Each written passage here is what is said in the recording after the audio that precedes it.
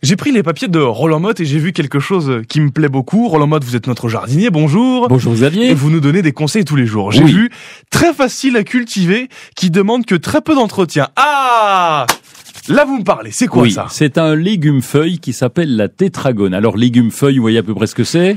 Bah, c'est une feuille qu'on mange. Oui, c'est ça. J'imagine, comme les épinards, tiens. Et très bien. Yes. Ou la salade. Ou la blette aussi. Et oui, c'est ça. Ouais. Exactement. Donc, c'est légume-feuille, contrairement aux légumes racines, voilà. Oui. Moi, c'est pas très compliqué à comprendre non plus. Oui, mais quand même, je sais qu'on part de bas, donc je fais des efforts pour vous faciliter la tâche. Et donc, cette tétragone, eh bien, c'est une plante facile d'entretien qui, en plus, contrairement à l'épinard, supporte très bien les excès de chaleur. Ah, pratique. Donc, oui, ça veut dire qu'on va pouvoir la planter chez nous. On l'appelle la tétragone cornue. Elle est originaire de Nouvelle-Zélande. C'est les Maoris qui l'utilisaient. Et puis, elle est venue chez nous. C'était intéressant qu'on ait cette plante parce que elle est pas beaucoup cultivée, mais elle est vraiment sympa à manger puisqu'elle est presque meilleure que les épinards. Ça se rapproche de l'épinard en termes de goût? Oui, ça se rapproche de l'épinard. On a pratiquement les mêmes recettes que les épinards et on va prendre les feuilles. Alors, on prend pas trop les feuilles quand elle est toute jeune parce qu'il faut le temps qu'elle pousse.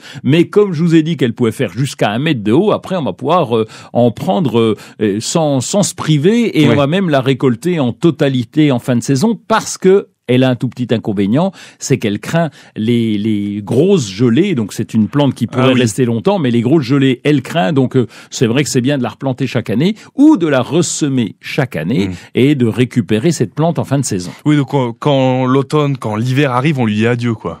En gros, oui. Alors l'avantage, c'est qu'elle se ressème également. Donc si on laisse pousser ces petites fleurs qui sont pas très jolies, insignifiantes, mais quand même, si on laisse pousser ces petites fleurs, donc si elles montent en graines, ça c'est aussi une expression, et qu'elles donnent des graines, ça se repose sur le sol et l'année suivante, eh bien ça repousse.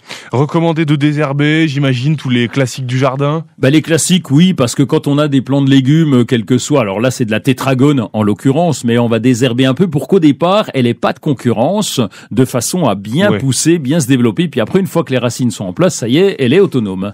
Et donc c'est parti pour une nouvelle saison et il faut prévoir de la place. Faut prévoir de la place parce que je vous ai dit 1 mètre de haut, elle fait pratiquement 1 mètre de large, donc prévoyez quand même de l'envergure.